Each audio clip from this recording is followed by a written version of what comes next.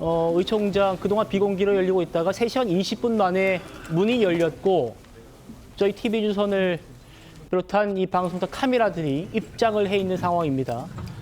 제일 앞에 이제 장동혁 대표가 보이고요. 그 오른쪽에 조금 전 들으셨던 송원석 원내대표의 목소리가 조금 뒤면 전해질 것 같습니다.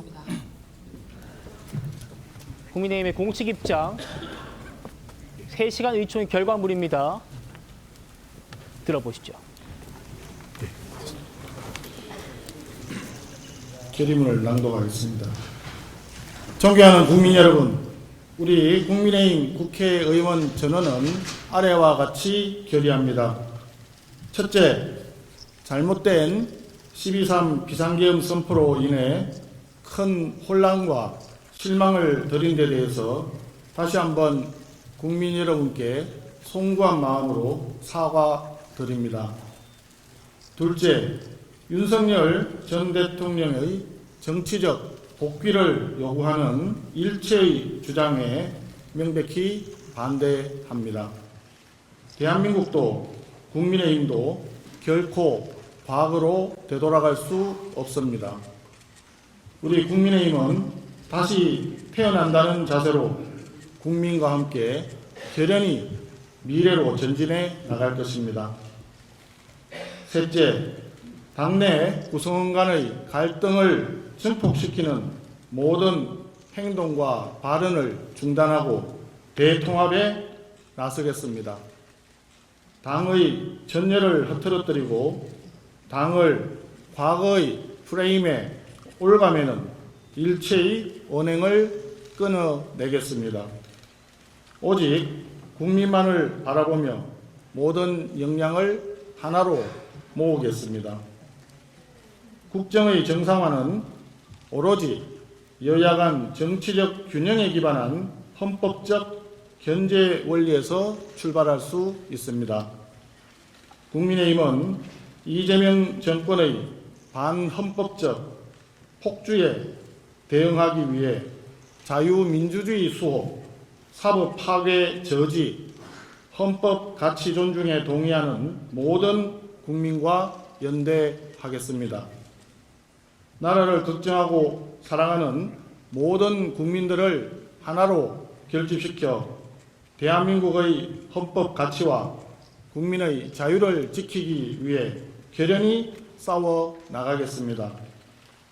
그리하여 다가오는 6.3 지방선거에서 꼭 승리하겠습니다. 2026년 3월 9일 국민의힘 국회의원 일동. 감사합니다. 이상으로 자, 지금 송원석 원내대표 대표로 오늘 3시간 20여 분의 의총 결과물 국민의힘의 결의문을 낭독을 했습니다.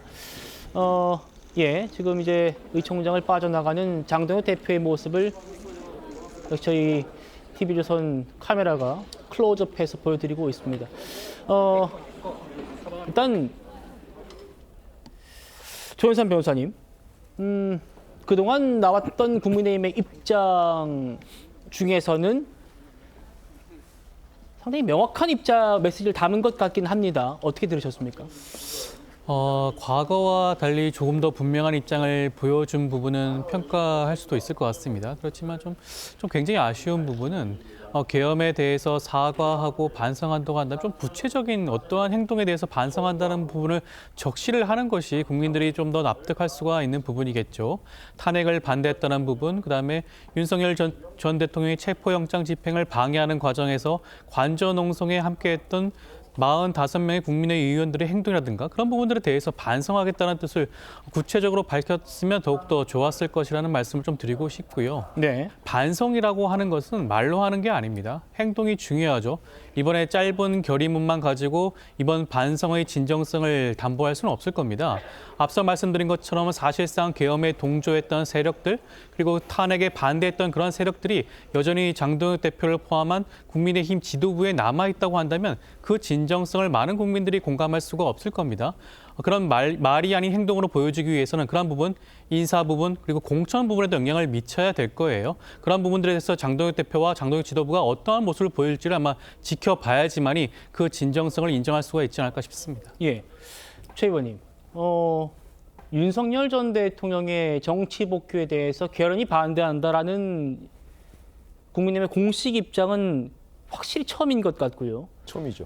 예, 다만 이 얘기를 장동혁 대표가 읽지 않았다는 점은 좀 짚어야 될 것 같네요. 그건 아마 형식상으로는 이제 원내를 대표하는 사람은 원내 대표다. 오늘 뭐 이런 의원총회에 개념으로, 그렇죠. 그렇게 이제 설명을 할 수 있을지 모르겠으나 예. 국민들 시선으로 보면 그래도 당을 대표하는 사람은 장동혁 대표 아닙니까?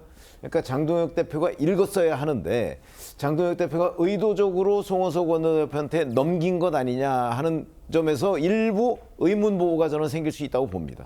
그러나 어찌됐든 간에 장동혁 대표가 전혀 동의하지 않은 상태에서 저런 결의문이 나올 수는 없는 거거든요. 그래서 장동혁 대표의 생각이 많이 좀 바뀐 거는 우리가 충분히 짐작할 수 있는데, 자, 그런 부분을 이제 국민들이 사실은 느껴야 되는 거예요. 정치라는 게 결국 국민들의 반응을 보고서 정치를 하는 거 아니겠습니까? 네. 그러니까 여기에서 이제 결의문 하나 나왔다고 자 이제 모든 그 국민의힘과 윤석열 전 대통령의 관계가 끝났다 이렇게 볼 것까지는 아니지만 적어도 지금까지 누구도 예측할 수 없었던 상황이잖아요.